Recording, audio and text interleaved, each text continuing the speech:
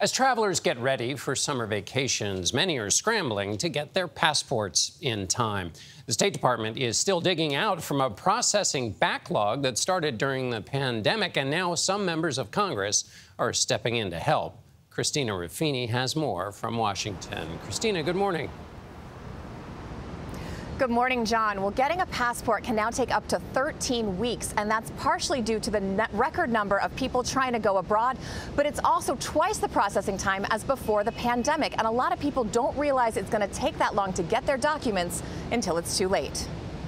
This trip was everything to us. About a year ago, Connie Rayner and Vicki Heller booked the European cruise of a lifetime with 81 family members and friends. When did you guys actually get your passports? 3 days after our ship left. But coordinating logistics for a battalion of buddies was easy compared to renewing their passports. I just assumed it was quick and easy. It was not. Both women mailed in their applications perilously close to the stated 13-week turnaround time. Realizing the documents might not make it, they requested expedited processing. But 5 days before departure, still no passports.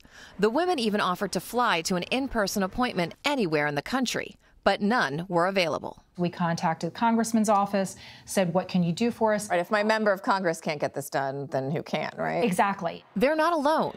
Across the nation, panicked passportless passengers are reaching out to lawmakers. I don't know who's in charge of passports at the State Department, but I wouldn't trust them to take my lunch order. This is a basic governmental job. Oklahoma Republican Senator James Lankford says his office has had to assign 3 full-time staff members to passport duty. Is this the #1 issue you're hearing from constituents right now? Yeah, I have about 250 open cases right now in my office. The painful part is they don't know what's happening to it. When you stick it in the mail, you don't know where it is. Lankford is proposing new legislation he says would help tackle the backlog, including better online tracking, allowing the State Department to surge staff from other departments, and expanding the number of in-person appointments. Do you think that 12 weeks is an acceptable turnaround time? It is a reflection of the demand. The State Department says it's already working to improve the process. This is going to be turning of a dial a little bit, not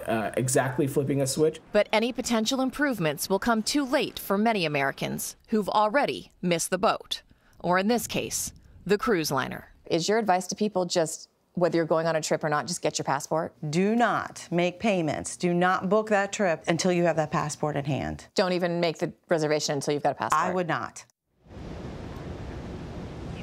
And next year, Americans traveling to Europe could need an additional authorization on top of that passport. Starting in 2024, EU countries are going to require an online clearance, so be on the lookout for that as well. Nate?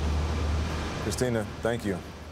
I think this has been a recurring problem since COVID, because I remember last year having to expedite just trying to get it back. So good advice from those women. Just make sure you got it. Yeah, and if you have a passport, make sure it's not about to expire, because there's a lot of that, too. Yeah. We got to tighten up this travel. There's delays and cancellations, and now we're having trouble with passports. It's a lot going on.